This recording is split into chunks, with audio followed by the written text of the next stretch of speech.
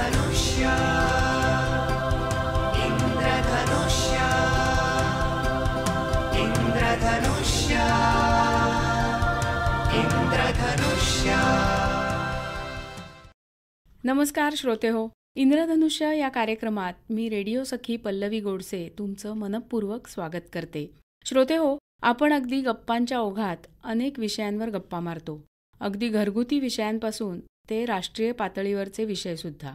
काही विषयांची आपल्याला अगदी खूप माहिती असते, काही विषयांची माहिती या गप्पांमधून आपल्याला मिळत असते, पण तरीसुद्धा काही विषयांची सखोल माहिती आपल्याला नसतेच, ती अशीच ऐकलेली किंवा वाचलेली असते। श्रोते हो, GST हा सुद्धा असाच एक विषय ज्याची सखोल माहिती आपल्याला नसते। आज याच विषयी आपण माहिती जाणून घेणार आहोत आणि त्यासाठी आमच्या स्टुडिओमध्ये आम्ही बोलावलंय CA चैतन्य वैद्य यांना। GST आल्यापासून ते या विषयातच प्रामुख्याने कार्यरत आहेत। चला त्यांच्याकडूनच जाणून घेऊया आधीचा GST आणि आताचा GST याविषयी। चैतन्यजी नमस्कार। नमस्कार। आकाशवाणीच्या स्टुडिओमध्ये तुमचं मनापासून स्वागत आहे। धन्यवाद। आत्ताच मी असं म्हटलं की आपण खूप गप्पा मारत असतो वेगवेगळ्या विषयांवरच्या, बऱ्याचदा आपल्याला तिथूनही माहिती मिळते, पण मगाशीच म्हटलं मी असं की GST हा विषय असा आहे की ज्याची सखोल माहिती आपल्याला मिळत नाही आणि मग जी काही अर्धवट माहिती मिळालेली असते त्याच ज्ञानावर आपण चाललेले असतो। तर मला सुरुवातीला असं सांगा की GST म्हणजे नेमकं काय? GST हा संपूर्ण भारतामध्ये लागू होणारा एक अप्रत्यक्ष कर कायदा आहे। GST अर्थातच वस्तू आणि सेवा कर कायदा हा संपूर्ण भारतामध्ये लागू होणारा एक अप्रत्यक्ष कर कायदा आहे की जो भारतामध्ये पुरवठा केल्या जाणाऱ्या सगळ्या प्रकारच्या वस्तू किंवा सेवांना लागू होतो। म्हणजे अर्थातच आपल्या सर्वसामान्यांपासून ते अगदी उद्योगपतींपर्यंत प्रत्येकाला लागू असणारा हा कायदा आहे। मला असं सांगा की हा GST आपल्या भारतात येऊन 8 वर्ष झालेली आहेत आणि आपल्या देशात तो का आणला गेला आणि तो येण्यापूर्वी काय परिस्थिती होती? GST हा कायदा आणण्यापूर्वी आपल्या देशामध्ये अप्रत्यक्ष कर कायदे होते। उदाहरणार्थ एक्साईज ड्युटी होती किंवा आपल्या महाराष्ट्रामध्ये महाराष्ट्र व्हॅट किंवा व्हॅल्यू ॲडेड टॅक्स नावाचा कायदा होता। त्याचप्रमाणे सेवांच्या पुरवठ्यावरती सर्व्हिस टॅक्स नावाचाही कायदा होता। हे तीनही कायदे वेगवेगळे होते। त्यामधला जो व्हॅट हा कायदा प्रत्येक राज्याचा वेगळा होता। म्हणजे प्रत्येक राज्यासाठी त्याचे नियम आणि कायदे हे वेगवेगळ्या पद्धतीने अंमलात आणले जात होते। हे सगळे कायदे विसर्जित होऊन म्हणजे व्हॅट, एक्साईज, सर्व्हिस टॅक्स हे प्रामुख्याने 3 कायदे विसर्जित होऊन त्या सगळ्यांचा समावेश GST मध्ये झाला आणि संपूर्ण देशामध्ये एकाच प्रकारचा नियम, एकाच प्रकारचा कायदा आणण्यात आला, ज्याचं ज्यावेळी कॅम्पेनिंग केलं गेलं त्यावेळी 1 नेशन 1 टॅक्स 1 मार्केट असं त्याला नाव दिलं गेलं। त्यामुळे आज संपूर्ण भारतामध्ये GSTच्या तरतुदी ह्या एक समान पद्धतीने लागू केल्या गेलेल्या आहेत। तो येण्यापूर्वी नेमकी काय परिस्थिती होती? तो येण्यापूर्वी आपल्याकडे सेवांच्या पुरवठ्यावरती सर्व्हिस टॅक्स लागू होता, ज्याचे नियम वेगळे होते, ज्याचा दर साधारणपणे 14.5% इतका होता। त्याप्रमाणे एक्साईज ड्युटी जी होती, ज्याला अवकारी कर असं म्हटलं जातं, तो उत्पादनावर लागू होता आणि तो जवळपास 12.5% 12.36% इतका होता। त्याचप्रमाणे व्हॅटचे दर हे प्रत्येक राज्यांचे वेगळे होते। यामुळे एकाच वस्तूवरती वेगवेगळ्या देशाच्या भागांमध्ये किंवा वेगवेगळ्या राज्यांमध्ये वेगवेगळ्या प्रकारे कर आकारणी होत होती, ज्यामुळे एकाच वस्तू ही वेगळ्या राज्यामध्ये वेगवेगळ्या किमतीला विकली जात होती, कारण त्याच्यामध्ये त्यावर लावल्या जाणाऱ्या कराचा मोठ्या प्रमाणात समावेश होता। बरोबर। GST आणण्यामागचं मूळ उद्दिष्ट हेच होतं की एकच देश असल्यामुळे प्रत्येक देशामध्ये एक युनिफॉर्म टॅक्स सिस्टीम इम्प्लिमेंट केली जावी, अंमलात आणली जावी आणि कुठल्याही वस्तूवर कुठल्याही देशाच्या कुठल्याही भागामध्ये एकाच प्रकारचा एकाच दराने कराची आकारणी केली जावी की ज्यामुळे उद्या कॉम्पिटिटिव्हनेस वाढीला लागेल आणि केवळ त्या राज्यामध्ये किंवा त्या प्रदेशामध्ये त्या वस्तूवरती टॅक्स नाहीये म्हणून तिथे तो उद्योग वाढीला लागतोय असं न होता एक कॉमन मार्केट किंवा 1 मार्केट ह्या लेवलला संपूर्ण देशाला आणता यावं, हा त्याच्या मागचा मूळ हेतू होता। अच्छा, मला असं सांगा चैतन्यजी की GST आणणं खरंच गरजेचं होतं का? आता GST आणण्यासाठी आवश्यकता काय होती की हे जे प्रत्येक राज्यातले कायदे होते, आपल्याकडे भारताच्या संविधान हा आपला मूलभूत कायदा आहे की ज्या संविधानाप्रमाणे कुठल्या व्यवहारावर कुठल्या शासनाने कर गोळा करायचा हे ठरलेलं आहे। तसे काही व्यवहारांवरती राज्य शासन कर गोळा करतं, काही व्यवहारांवरती केंद्र शासन कर गोळा करतं। आतापर्यंत सर्व्हिस टॅक्स आणि एक्साईज हे जे 2 कर होते हे केवळ केंद्र सरकार गोळा करत होतं, तर व्हॅट किंवा value added tax, sales tax ह्या प्रकारचा जो कर होता हा राज्य शासन गोळा करत होतं. आता ह्यामध्ये एकाच ट्रान्झॅक्शनवरती एक्साईज ड्युटी सुद्धा, म्हणजे एकाच प्रकारच्या व्यवहारावरती एक्साईज ड्युटी सुद्धा लागत होती, सर्व्हिस टॅक्स सुद्धा लागत होता आणि व्हॅट सुद्धा लागत होता. म्हणजे हे जे कर आहेत हे मुळात वेगवेगळ्या कायद्यांखाली लावले जाणारे असल्यामुळे ह्या करांचा परतावा हा दुसऱ्या कायद्याखाली भरल्या जाणाऱ्या करामध्ये मिळत नव्हता. ओके. ज्या वेळेला मी व्हॅट भरणार होतो त्यावेळी मी जी एक्साईज ड्युटी भरलेली आहे त्याचा मला परतावा घेणं शक्य नव्हतं आणि त्यामुळे वस्तूंच्या किमतीमध्ये विनाकारण वाढ होत होती. याऐवजी संपूर्ण देशामध्ये एकसंध कायदा लागू करणे आणि ज्या अनुषंगाने त्या वस्तूवरती त्याच्या निरनिराळ्या सप्लाय चेन मधल्या टप्प्यांवरती एकाच प्रकारचा कर लागू होईल की ज्याचा परतावा पुढच्या टप्प्यामध्ये घेता येईल, जेणेकरून अंतिमतः त्याचे जे ग्राहक आहेत किंवा जे देशाचे सर्वसामान्य नागरिक आहेत त्यांना ती वस्तू कमी दरामध्ये पोहोचवता येईल, हा त्याचा मागचा मुख्य उद्देश होता. त्याचबरोबर देशामध्ये अनेक राज्यांमध्ये व्यापार करणाऱ्या लोकांना प्रत्येक राज्यामध्ये वेगवेगळ्या तरतुदींचं पालन करावं लागत होतं. त्याच्यामधून व्यापाऱ्यांची मुक्तता झाली. संपूर्ण देशामध्ये एक समान कायदे प्रणाली, एक समान कर प्रणाली लागू झाली, हा त्याच्या मागचं मोठं कारण होतं. आणि त्यामुळे मला असं वाटतं की उद्योगधंदा वाढण्यासाठी फार मोठी मदत झाली. उद्योगधंद्यांमध्ये किंवा त्यांच्या कंप्लायन्समध्ये सुटसूत्रता आली आणि त्याच्यामध्ये जीएसटी मध्ये प्रामुख्याने सगळे कंप्लायन्स डिजिटल लेव्हलला चालतात.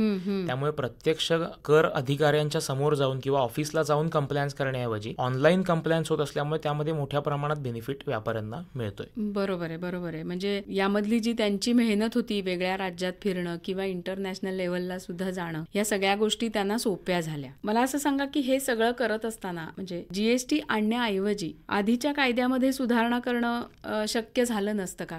काय सांगाल? हा प्रश्न मला बऱ्याच वेळेला वेगवेगळ्या लोकांकडून विचारला जातो. काय होतं की कुठल्याही बदलाला रेझिस्टन्स असतो किंवा प्रतिकार केला जातो. त्यामुळे जीएसटी हा जेव्हा नवीन बदल आला तेव्हा अनेक व्यापाऱ्यांच्या किंवा लोकांच्याही मनामध्ये असा प्रश्न आला की आधी आमचं जे चाललं होतं ते बरं होतं, त्यात सरकारने हा नवीन कायदा, त्या नवीन कायद्याच्या नवीन तरतुदी किंवा त्याची विवरणपत्रकं भरण्यासाठी, इनव्हॉइस इश्यू करण्यासाठी वेगवेगळ्या नवीन तरतुदींचं पालन आम्हाला करावं लागतंय. तर यापेक्षा आधीच्याच कायद्यात काही सुधारणा करणं हे सोपं झालं असतं आणि ते सरकारने करायला हवं होतं. आता याच्यात मूळ अडचण अशी होती की हे जे आधीचे 3 कायदे होते हे प्रत्येक कायदा वेगवेगळा होता. आपल्याकडे कुठलाही कायदा तयार करण्याची जी संविधानामध्ये पद्धत सांगितलेली आहे त्याप्रमाणे ह्या कायद्याचं पालन जे होतं हे नुसता बदल करून युनिफॉर्मिटी आणणं शक्य नव्हतं. त्यामुळे ह्या कायद्यांसाठी हे सगळे कायदे एका छत्राखाली आणणं म्हणजेच त्याचा एक सिंगल कायदा पास होणं हे आवश्यक होतं. बरोबर. हा कायदा पारित होण्यासाठी आता एकाच व्यवहारावरती राज्य शासन सुद्धा कर आकारणी करणार आहे आणि केंद्र शासन सुद्धा कर आकारणी करणार आहे. यासाठी आपल्या राज्यघटनेमध्ये दुरुस्ती होणं आवश्यक होतं. त्यामुळे आपल्याकडे जीएसटी येण्यापूर्वी प्रथम घटना दुरुस्ती पारित केली गेली आणि घटना दुरुस्ती केल्यानंतर मग आपण जीएसटी भारतामध्ये कायदा लागू केला. त्यामुळे आधीचे कायदे दुरुस्त करून ही बदल करणं नक्कीच शक्य झालं नसतं. ती आणखीन गुंतागुंतीची प्रक्रिया झाली असती. म्हणजे आता हे सोपं आणि सुटसुटीत झालेलं आहे. मला असं सांगा की आता तुम्ही म्हणालात तसं की एक युनिफॉर्मिटी आली या सगळ्यामुळे, तर या जीएसटीमुळे आपल्याला काय फायदा झाला? म्हणजे याच्यामध्ये व्यापारी असतील, सर्वसामान्य असतील किंवा सगळ्यात महत्त्वाचं म्हणजे आपला देश, काय सांगाल? एक एक करून सांगा. आता ह्या जीएसटीमध्ये सगळ्यात प्रथम व्यापाऱ्यांना काय फायदा झाला, तर व्यापाऱ्यांना एकाच वस्तूच्या विक्रीसाठी अनेक प्रकारच्या कायद्यांचं पालन करावं लागत होतं. उदाहरणार्थ रेस्टॉरंट सेवेला राज्य सरकार म्हणत होतं की ही विक्री आहे त्यामुळे आम्हाला त्याच्यावर सेल्स टॅक्सही हवा. त्या उलट केंद्र सरकार म्हणत होतं की हा सेवांचा पुरवठा आहे त्यामुळे त्याच्यावर सर्व्हिस टॅक्सही हवा. तर ही ॲम्बिग्युइटी किंवा ही असंदिग्धता त्याच्यातली निघून गेली. आता तो वस्तू किंवा सेवा काहीही असली तरी त्यावर केवळ जीएसटीच अप्लाय होणार आहे.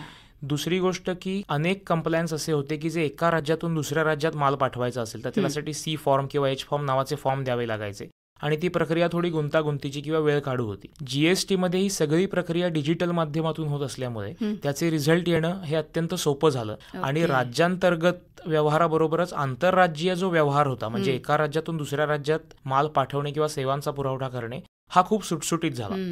त्याचबरोबर पूर्वी व्हॅट किंवा सर्व्हिस टॅक्स या कायद्याखाली एकूण वार्षिक उलाढाल म्हणजेच विक्री ही जर 10 लाखापेक्षा जास्त असेल तर आपल्याला रजिस्ट्रेशन घेणं आवश्यक होतं आणि त्याचबरोबर सगळे कंप्लायन्सेस करणं, रिटर्न भरणं. जीएसटीमध्ये सेवांच्या पुरवठ्यासाठी ही मर्यादा 20 लाख करण्यात आली आणि वस्तूंच्या पुरवठ्यासाठी ही मर्यादा 40 लाख करण्यात आली. म्हणजे जे लहान व्यापारी होते की जे छोट्या प्रमाणामध्ये व्यवसाय करतायत त्यांना जीएसटीच्या कक्षेमधून सरकारने सुरुवातीलाच बाजूला ठेवला. त्यामुळे 20 लाखांपर्यंत सेवा पुरवठा करणारे सेवा पुरवठादार किंवा 40 लाखांपर्यंत वस्तूंची विक्री करणारे व्यापारी ह्यांना जीएसटी मधून सूट आहे, त्यांना जीएसटी रजिस्ट्रेशन घेण्याची आवश्यकता नाहीये. तसंच जीएसटी मध्ये जे लहान व्यापारी आहेत त्यांच्यासाठी कॉम्पोजिशन स्कीम नावाचा आणखी एक पर्याय सरकारने उपलब्ध करून दिला, जो पूर्वी व्हॅट किंवा सेल्स टॅक्स कायद्यामध्ये होता, परंतु सेवांच्या पुरवठ्यासाठी तो पूर्णतः उपलब्ध नव्हता. तो आता वस्तू आणि सेवा दोन्हींसाठी कॉम्पोजिशन स्कीमचा पर्याय उपलब्ध झाला, की ज्यामध्ये तुम्ही त्रैमासिक विवरणपत्र भरून, थोडक्यात वर्षात 4च विवरणपत्रकं भरून कायद्याचं पालन करू शकता. अच्छा. त्याचप्रमाणे अनेक प्रोसिजर अशा होत्या की जिथे रजिस्ट्रेशन घेणं असेल किंवा त्याचबरोबर रिफंड घेणं असेल किंवा वस्तूंची एका राज्यातून दुसऱ्या राज्यात केली जाणारी वाहतूक असेल, ह्या सगळ्या प्रोसिजर्समध्ये खूप मोठ्या प्रमाणात सुसूत्रता आली आणि डिजिटल कंप्लायन्समुळे त्याला वेळही कमी लागायला लागला. बरोबर. अर्थात डिजिटल कंप्लायन्समध्ये उद्या जी आपल्याला एखादी सूट मिळत होती तर तीही मिळणार नाहीये. त्यामुळे कायद्याचं पालन न करणाऱ्यांसाठी पेनल्टीज तितक्याच हेवी आहेत. परंतु एका पद्धतीने डिजिटल कंप्लायन्स करायला लागल्यामुळे फिजिकल ऑफिसवरचं जे बर्डन होतं हे नक्कीच कमी झालं. दुसरा एक मोठा महत्वाचा फायदा असा झाला की जो मगाशी आपण म्हटलं की ह्यापूर्वी दुसऱ्या कायद्याखाली भरलेल्या कराचा परतावा मिळणं शक्य नव्हतं. म्हणजे जो व्यापारी सेल्स टॅक्स खाली किंवा व्हॅट खाली रजिस्टर्ड आहे त्याला सर्व्हिस टॅक्स किंवा एक्साइज ड्युटी जो त्या खरेदीवर देत होता त्याचा परतावा मिळत नव्हता, जो जीएसटी मध्ये शक्य झाला. कारण त्याच्या खरेदीवर तो जीएसटीच भरतोय. त्यामुळे विक्रीमधून गोळा केलेल्या जीएसटीतून खरेदीवरचा परतावा घेणं शक्य झालं, जे आधीच्या कायद्यात शक्य नव्हतं. अच्छा. त्याबरोबर पुढचा महत्वाचा फायदा म्हणजे आता वस्तू किंवा सेवांचा जो एक्सपोर्ट केला जातो, निर्यात केली जाते, त्यावर गव्हर्नमेंटने कुठल्याही प्रकारचा जीएसटी ठेवला नाहीये. हा व्यापाऱ्यांना दिलेला एक मोठा दिलासा आहे की जिथून एक्सपोर्ट प्रमोट करण्यासाठी सरकार प्रयत्न करत आहे. त्यामुळे व्यापारी वर्गासाठी कंप्लायन्स कॉस्ट जी आहे ती कमी झाली. दुसरी गोष्ट की त्याचा व्यापार आता कुठलाही व्यापार डिजिटायझेशन शिवाय चालू शकत नाही. त्यामुळे सगळे रिटर्न भरण्याची प्रोसेस किंवा सगळा कंप्लायन्स जो आहे या डिजिटल फॉर्मॅटमध्ये ऑनलाईन पद्धतीने आला, हा महत्वाचा फायदा आहे. सर्वसामान्यांना होणारा फायदा हा की आधी ज्या वेळेला व्यापाऱ्याला आधीच्या कायद्याखाली भरलेल्या टॅक्सचा किंवा कराचा परतावा मिळत नव्हता, त्यामुळे त्याच्या कॉस्टमध्ये किंवा त्याच्या किमतीमध्ये त्याचा समावेश होत होता. बरोबर. आता ज्या वेळेला व्यापाऱ्याला जीएसटीचा परतावा मिळणार आहे प्रत्येक सप्लाय चेन मधल्या टप्प्यावर, अर्थातच त्याचा रेट जो आहे तो इफेक्टिव्हली कमी होणार आहे. म्हणजे पूर्वी एक्साइज ड्युटी 12.36% अधिक व्हॅट 12.5% असा जो 24, 24.5, 25% आपल्याला टॅक्स पडत होता, जो आपल्याला बिलामध्ये दिसत नव्हता परंतु त्याचा भरणा आपल्याला करायला लागत होता, तो कुठेतरी इफेक्ट जो आहे हा कमी झाला आणि त्यामुळे इन्फ्लेशनच्या प्रमाणात ज्या किमती वाढायला हव्या होत्या तशा आपल्याकडे वाढलेल्या नाही. त्यामुळे सर्वसामान्यांना होणारा फायदा. आणि दुसरा महत्वाचा फायदा म्हणजे नुकतंच 22 सप्टेंबर पासून सरकारने जो जीएसटी 2.0 नावाचा रिफॉर्म आणला, त्यामध्ये मोठ्या प्रमाणामध्ये सरकारने जीएसटीचे जे दर होते ते कमी केलेले आहेत. त्याच्याबद्दल आपण नंतर सविस्तर बोलूच, परंतु सर्वसामान्य लोकांना हा फायदा झाला. आता देशाच्या बाबतीत किंवा देशपातळीवर जर आपण विचार करायला गेलो तर देशाला होणारा सर्वात महत्वाचा फायदा म्हणजे संपूर्ण देशाची टॅक्स सिस्टीम किंवा इनडायरेक्ट टॅक्स सिस्टीम ही एका पद्धतीने चालू लागली. देशाच्या कुठल्याही कोपऱ्यामध्ये सुद्धा जीएसटीची तरतुदी समान पद्धतीने लागू होते. त्यामध्ये कुठलाही वेगळेपणा किंवा वैविध्य राहत नाही. दुसरी गोष्ट की जीएसटी येण्यापूर्वी सरकारला ह्या अप्रत्यक्ष करामधून जे उत्पन्न मिळत होतं त्यामध्ये मोठ्या प्रमाणात वाढ झाली. आता इथे मी काही आकडे सांगू इच्छितो जेणेकरून आपल्याला ती वाढ लक्षात येईल. की जीएसटी ज्यावेळी आला 1 जुलै 2017ला, त्यावेळी जुलै 2017 या महिन्याचा सरकारचा जीएसटीतून मिळणारा रेव्हेन्यू जो होता हा जवळपास 92,000 कोटी रुपये इतका होता, की जो 8 वर्षांनंतर आता जुलै 2025 मध्ये जवळपास 1,96,000 कोटी इतका झाला. ही जी वाढ आहे ही केवळ किमतींमध्ये वाढ झाली आहे म्हणून झालेली नसून तर गव्हर्नमेंटच्या एकूण कर संकलनामध्येच वाढ झालेली असल्यामुळे ही वाढ मिळालेली आहे. आता जर ऍव्हरेज आपण बघितलं तर पहिल्या जीएसटीच्या वर्षी साधारणपणे 90,000 कोटी रुपये प्रति महिना इतका सरकारला रेव्हेन्यू मिळत होता किंवा उत्पन्न मिळत होतं फक्त जीएसटी मधून. आताच्या वर्षामध्ये हेच उत्पन्न वाढून जवळपास 1.5 लाख कोटी रुपये प्रति महिना ह्या लेव्हलच्या पुढेच आहे. दुसरी आपल्या महाराष्ट्रीयांसाठी एक अभिमानाची गोष्ट अशी की ह्या जीएसटी संकलनामध्ये महाराष्ट्र हा कायमच अग्रेसर राहिलेला आहे. म्हणजे आता जुलै महिन्याचा डाटा जो सरकारने प्रकाशित केला त्याच्यामध्ये जवळपास 30,000 कोटी रुपये रेव्हेन्यू, म्हणजे 1,96,000 कोटी पैकी 30,000 कोटी हे केवळ महाराष्ट्राने गव्हर्नमेंटला भारत सरकारला मिळवून दिलेले आहे. त्यामुळे सरकारच्या उत्पन्नामध्ये मोठ्या प्रमाणात वाढ झाली की सुरुवातीच्या वर्षात जे उत्पन्न कुठेतरी 8.5 लाख कोटी किंवा 10 लाख कोटी रुपये वार्षिक होतं ते आता 1.5 लाख कोटी रुपये महिना ह्या ऍव्हरेजने जवळपास 18 लाख कोटी ते 20 लाख कोटी या ऍव्हरेजमध्ये आलेला आहे. त्यामुळे ओव्हरऑल भारताचा जो प्रवास 5 ट्रिलियन इकॉनॉमीकडे सुरू झालेला आहे त्याच्यामध्ये जीएसटी हा खूप महत्वाची भूमिका जी आहे तो बजावतोय आणि देशाच्या उत्पन्नाचं प्रमुख साधन हे आज जीएसटी बनलेलं आहे. म्हणजे मी जो तुम्हाला प्रश्न विचारला की काय फायदा झाला, तर खरोखरच या सगळ्याचा आपल्याला फायदा झालेला आहे. चैतन्यजी, मला असं सांगा की या जीएसटीचे 5 दर असतात आता मगाशी म्हटलं असं हे ऐकीव बातमी आहे, तर नेमकं काय आहे हे? आता ज्यावेळी जीएसटी कराची जीएसटी कायद्याची अंमलबजावणी केली गेली तेव्हा सगळ्या वस्तूंना समान दराने कर आकारणी केलेली नाहीये.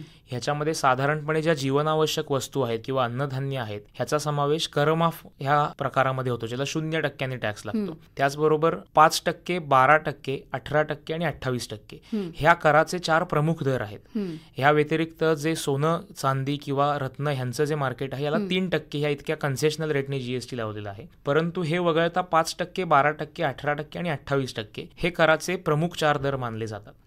आता ह्यापैकी वेगवेगळ्या प्रकाराच्या वस्तूंना वेगवेगळ्या प्रकारचा जीएसटी लावला जातो. उदाहरणार्थ जे लक्झरियस गुड्स आहेत ह्यांच्यावरती 28% कर दराने आकारणी होते. त्यानंतर ज्या जीवनावश्यक वस्तू आहेत किंवा अन्नधान्य आहेत, खाद्यपदार्थ आहेत यांच्यावरती 0% किंवा 5% जीएसटी आकारणी केली जाते. आता ज्या वेळेला आपण मगाशी बघितलं की जीएसटी हा कायदा केंद्र शासनही वसूल करते आणि राज्य शासनही वसूल करते, त्यामुळे आपण जेव्हा कुठलंही जीएसटीचं बिल बघतो त्यावेळी आपल्याला सीजीएसटी आणि एसजीएसटी असे 2 प्रकार त्याच्यात दिसतात. सीजीएसटी अर्थात सेंट्रल जीएसटी आणि एसजीएसटी अर्थात स्टेट जीएसटी. ज्यावेळी आपण म्हणतो की 18% एखाद्या वस्तूवरती किंवा सेवेवरती जीएसटीचा दर आहे त्यावेळी 9% सीजीएसटी म्हणजे केंद्र शासनाला जातो आणि 9% स्टेट जीएसटी अर्थात राज्य शासनाला जातो. याचबरोबर तंबाखू किंवा शीतपेये किंवा गाड्या म्हणजे ज्या मोटर व्हेकल्स आहेत यांच्यावरती कॉम्पेन्सेशन सेस नावाचा आणखी एक कर जीएसटी अंतर्गत लावला जातो, की जो साधारणपणे ज्या वस्तूंची डिमांड ही किमतीवरती अवलंबून नाही अशा वस्तूंसाठी तो लावलेला आहे. हा जो कॉम्पेन्सेशन सेस आहे याची आकारणी केंद्र सरकार करतं आणि नंतर राज्यांमध्ये त्याचं विभाजन केलं जातं. अच्छा, आता तुम्ही बोलताना असं म्हणालातच की एखादं बिल आपण बघितलं की त्याच्यावर आपल्याला 2 जीएसटी वगैरे, तर हे नेमके काय प्रकार आहेत? आता ज्यावेळी जीएसटी कायदा भारतामध्ये लागू करण्यात आला त्यावेळी ती प्रक्रिया खूप खरं तर मोठी आणि गुंतागुंतीची होती, कारण राज्य शासन आणि केंद्र शासन यांनी एकाच वेळी एकाच व्यवहारावरती एक समान कर लावायचा होता.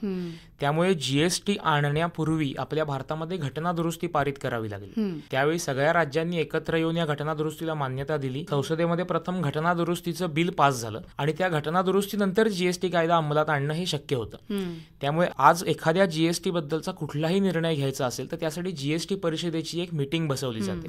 तर जीएसटी परिषदेच्या या मीटिंगमध्ये भारताचे केंद्रीय अर्थमंत्री आणि प्रत्येक राज्याचं प्रतिनिधित्व करणारे त्या राज्याचे अर्थमंत्री यांची ही बैठक होते, की ज्या बैठकीमध्ये जीएसटी कायद्यामधला कुठलाही बदल जो आहे ह्याच्यावरती चर्चा होऊन तो पारित केला जातो. चैतन्यजी, सुरुवातीलाच आपण असं म्हटलं की जीएसटी आपल्या इथे येऊन 8 वर्ष झालेली आहेत, तर नेमका या 8 वर्षात काय बदल झालेले आहेत? आता खरं तर जीएसटी कायदा ज्या दिवसापासून अंमलात आणला गेला त्या दिवसापासून मी जीएसटीचा अभ्यास करतोय, तर एक महत्वाची गोष्ट मला अशी वाटते की सरकार हे खूप प्रोएक्टिव्हली ह्या जीएसटी कायद्याच्या अंमलबजावणीसाठी काम करतंय.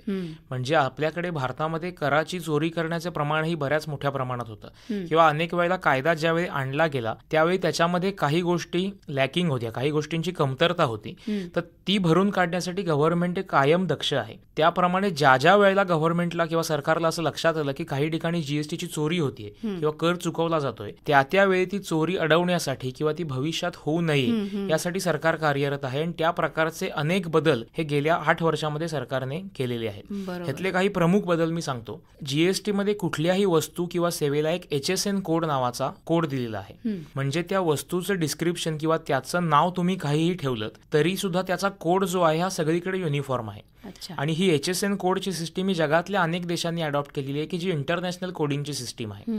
त्यामुळे त्या वस्तूला नेमकेपणा येतो. म्हणजे केवळ नावात बदल करून कर चुकवण्याची जी शक्यता होती ती सरकारने इथे काढून टाकलेली आहे. बरोबर. दुसरी गोष्ट की ज्या वेळेला वस्तूंची वाहतूक केली जाते त्यावेळी ई-वे बिल तयार करणं हा एक कंप्लायन्स त्यांनी वाढवलाय. ज्या वेळेला आपण एखाद्या वस्तू ट्रान्सपोर्टमध्ये पाठवतो त्यावेळी त्या ट्रान्सपोर्टेशनच्या ट्रान्झॅक्शनसाठी म्हणून एक ई-वे बिल जनरेट करावं लागतं. ह्या ई-वे बिलामुळे वस्तूंची वाहतूक नक्की कुठून कुठे होतीये आणि ती खरोखर होतीये का केवळ कागदोपत्री व्यवहार करून विक्री खरेदी दाखवली जाते हे गव्हर्नमेंटला लक्षात येणं शक्य झालंय. क्लिअरन्स यायला लागला थोडक्यात. त्याच्यामध्ये पारदर्शकता आणण्यासाठी सरकार काम करते. त्या पुढची आणि अत्यंत महत्वाचं पाऊल जे सरकारने उचललं ते म्हणजे ई-इनव्हॉइस. आता भारतामध्ये एका जीएसटी रजिस्टर्ड व्यापारी किंवा सेवा पुरवठादाराने दुसऱ्या जीएसटी रजिस्टर्ड व्यापारी किंवा सेवा पुरवठादाराला, ज्याला आपण B2B ट्रान्झॅक्शन आम्ही म्हणतो, तर ह्या प्रकारे कुठल्याही मालाची विक्री किंवा वस्तूंचा सेवांचा पुरवठा केला असेल तर त्यासाठी त्याला ई-इनव्हॉइस करणं बंधनकारक आहे. आता हे ई-इनव्हॉइस ज्यांची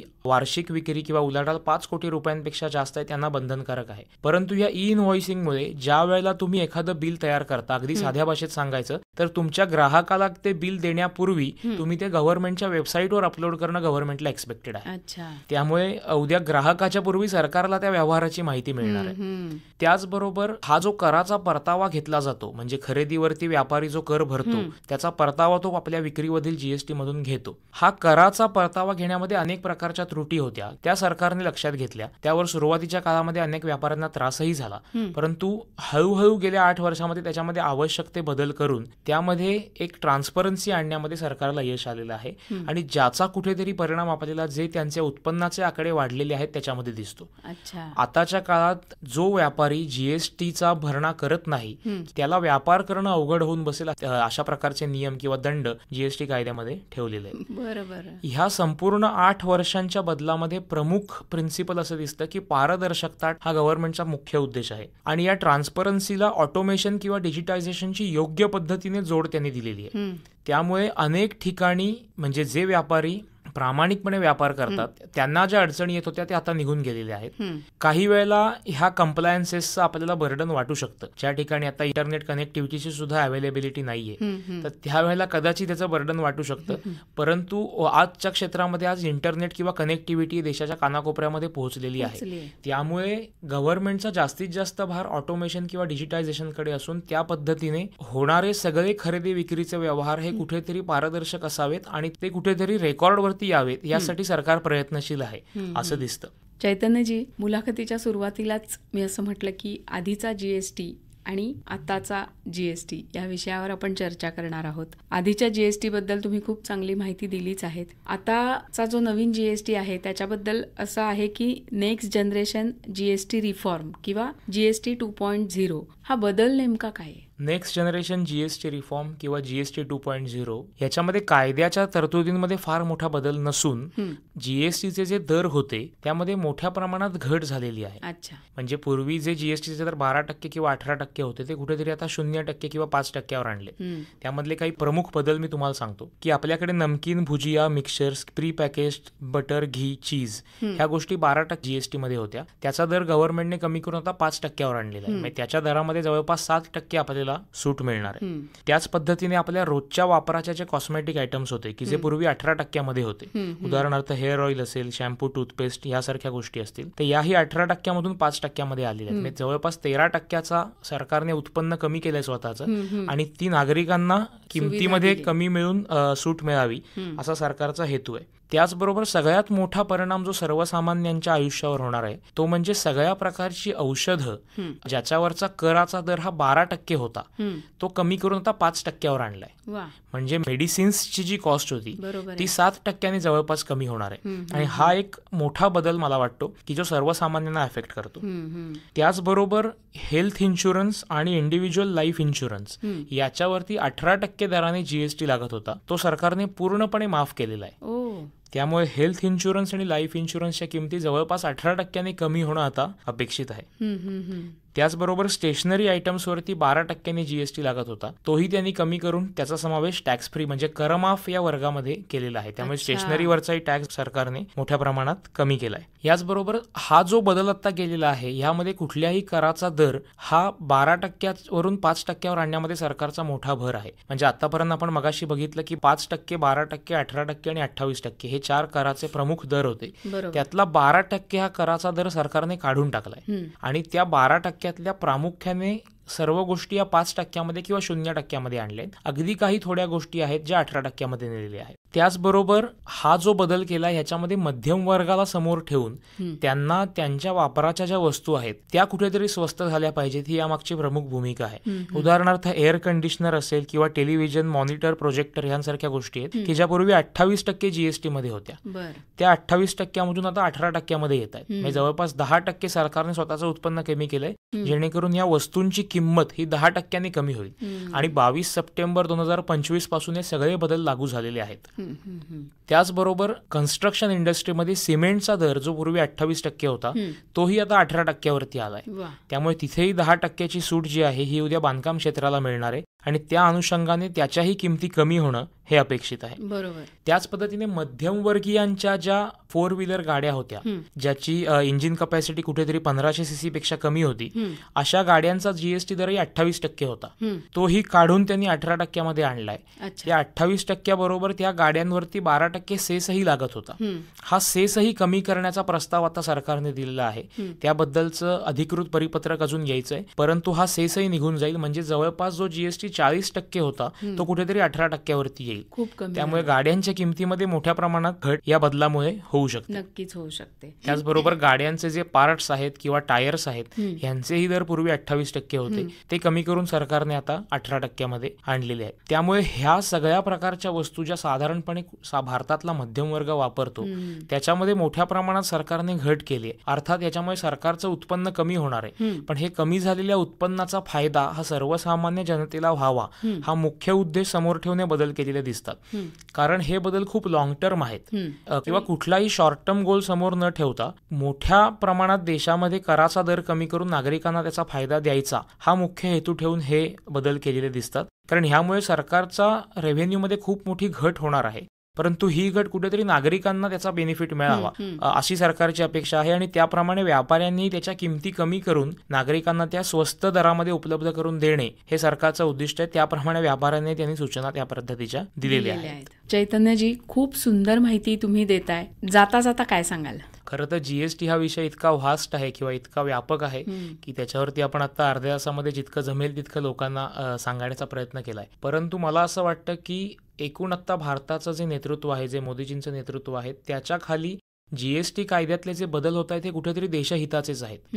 आता शॉर्ट टर्म मध्ये किंवा नियर फ्युचरमध्ये आपल्याला जरी त्याचं कंप्लायन्स बर्डन वाटत असलं तरी सुद्धा लॉंग टर्म मध्ये देशाच्या विकासाला हातभार लावणाराच हा कायदा आहे. आणि ह्या कायद्यामुळे आपल्या कर प्रणालीमध्ये जी एकसंधता आलेली आहे किंवा जी सुसूत्रता आलेली आहे, जी पारदर्शकता आलेली आहे, त्यामुळे भारताला विकसित भारत होण्याकडे हा कायदा मोठं योगदान देईल ह्याची मला खात्री आहे. खूपच छान. याच पॉझिटिव्ह नोटवर आज आपण इथे थांबूया. आणि चैतन्यजी, तुम्ही इथे आलात आणि जीएसटी या विषयावर अधिक विस्तृतपणे आमच्या श्रोत्यांना माहिती करून दिलीत, त्याबद्दल आकाशवाणी परिवारातर्फे मी आपले आभार मानते. धन्यवाद. धन्यवाद.